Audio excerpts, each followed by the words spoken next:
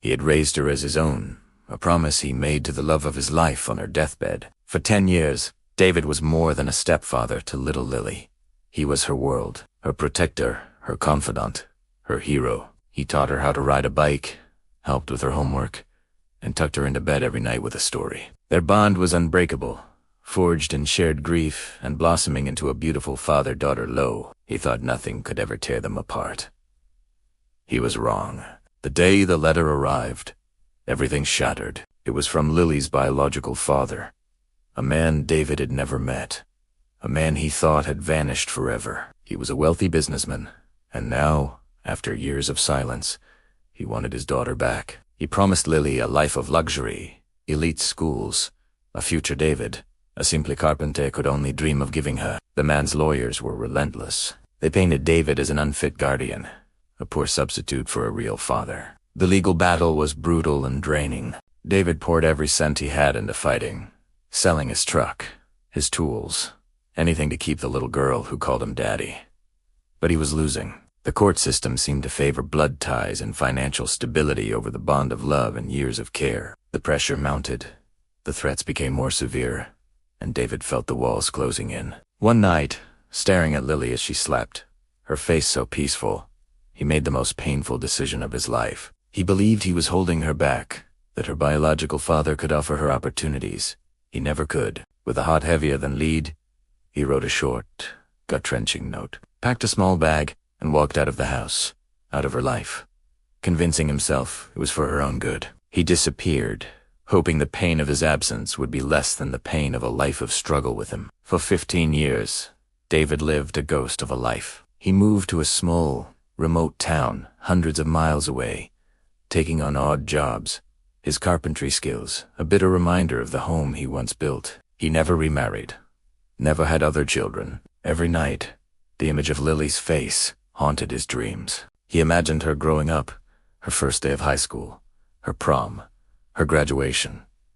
Did she hate him? Did she even remember him?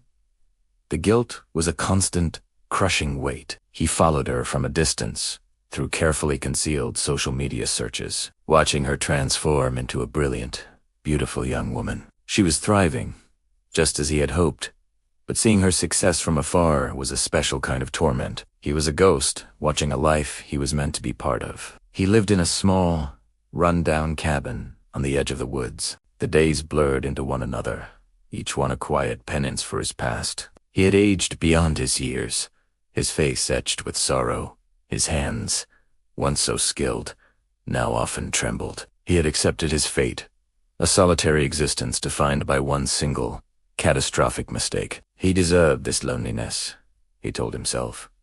He had abandoned the one person who ever truly mattered. Then, one crisp autumn afternoon, there was a knock on his door. It was a sound so unfamiliar in a secluded life that it made him jump. He rarely had visitors, save for the occasional delivery person who would leave packages on the porch. Cautiously, he peered through the window. A sleek, black car was parked in his gravel driveway, a stark contrast to his rustics. A young woman stood on his porch, her back to him, looking out at the trees. There was something about her posture, the way she stood, that sent a jolt through his heart.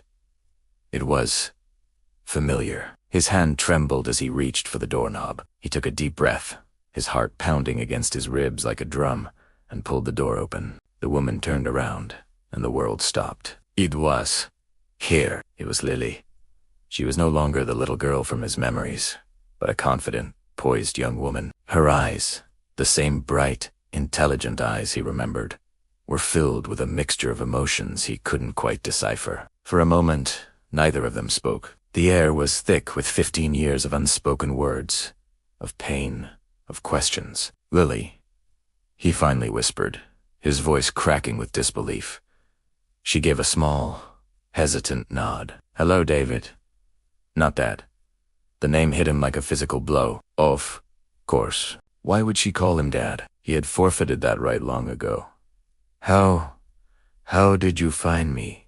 He asked, his mind reeling. It wasn't easy, she said, her voice steady, though he could see the slight tremor in her hands. You're good at disappearing.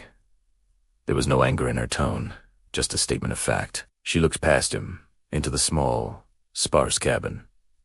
"Can I come in?" He stumbled back, wordlessly, making way for her. She stepped inside, her eyes scanning the humble interior. A worn-out armchair, a small table with a single plate and fork, a bookshelf filled with old paperbacks. This was his life, a far cry from the mansions she must be used to. The silence stretched on, heavy and awkward. "I have to ask," she began, turning to face him fully. "Why? Why did you leave?" The question he had dreaded for 15 years. He sank into his chair, the weight of his guilt pressing down on him. He owed her the truth, all of it.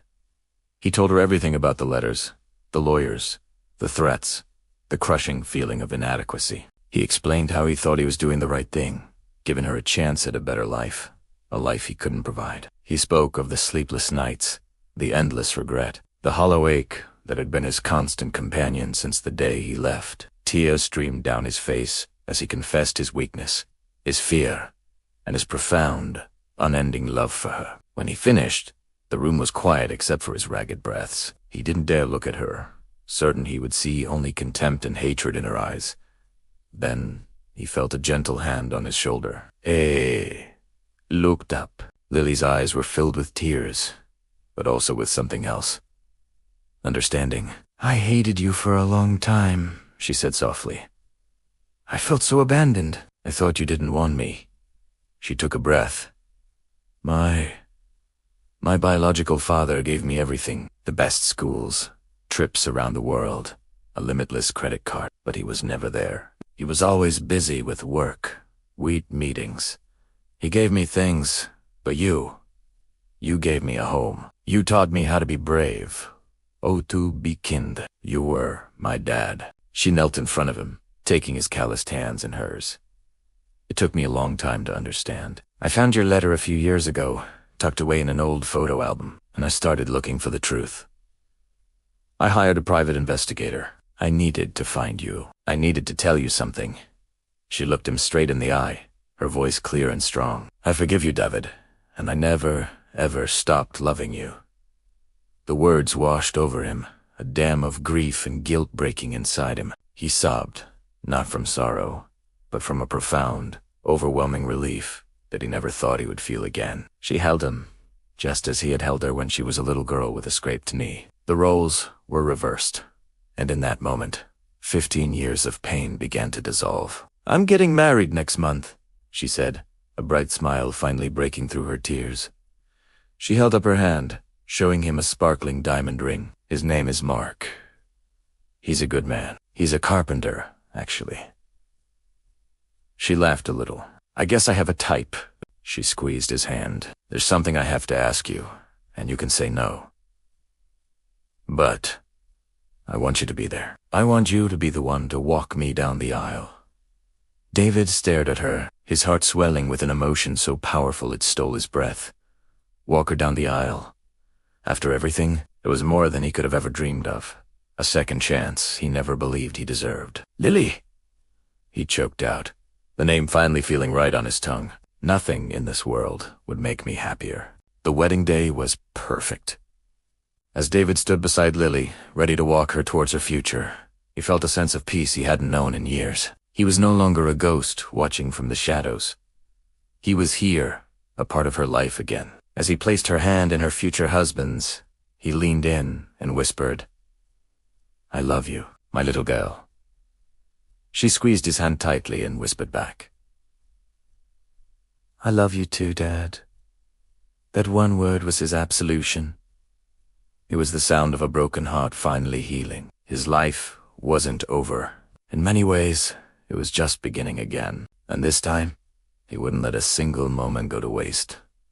Thank you for watching. If this story moved you, please like, share, and subscribe for more content that touches the heart. We'll see you next time.